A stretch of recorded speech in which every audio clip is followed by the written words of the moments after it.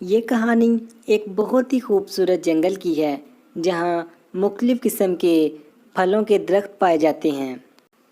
اسی جنگل میں ایک بہت ہی بھوکی لومڑی رہتی ہے جو ہر وقت پھلوں کو کھاتی رہتی، لیکن اس کی بھوک کبھی بھی ختم نہیں ہوتی تھی۔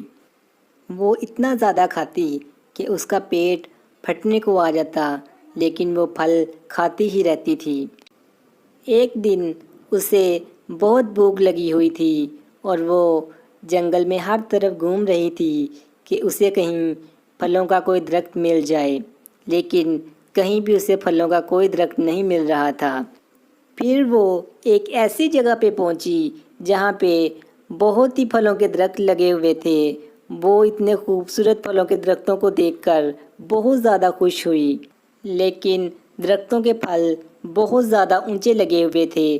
اس نے چھلانگ لگا کر بہت زیادہ کوشش کی کہ وہ پھل کو کھا سکے، لیکن وہ ناکام رہی۔ ابھی وہ یہ کوشش کر ہی رہی تھی کہ وہاں ایک ہاتھی آ پہنچا۔ اس ہاتھی کو دیکھ کر وہ بہت خوش ہوئی۔ وہ فوراً سے اس ہاتھی پہ چھلانگ لگا کر چڑھی اور پھر وہ درخت کے اوپر چڑھ گئی۔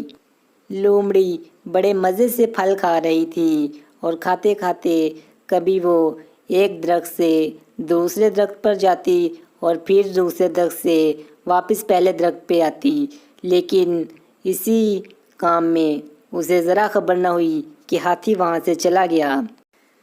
ہاتھی کے جانے کے بعد لومڑی بہت زیادہ پریشان ہوئی کہ اب وہ نیچے کیسے آئے گی، لیکن ابھی وہ یہ سوچ ہی رہی تھی کہ وہاں اچانک اتنی تیز ہوا چلی کہ وہ لومڑی درخت سے نیچے گر گئی اور نیچے گر کر مر گئی۔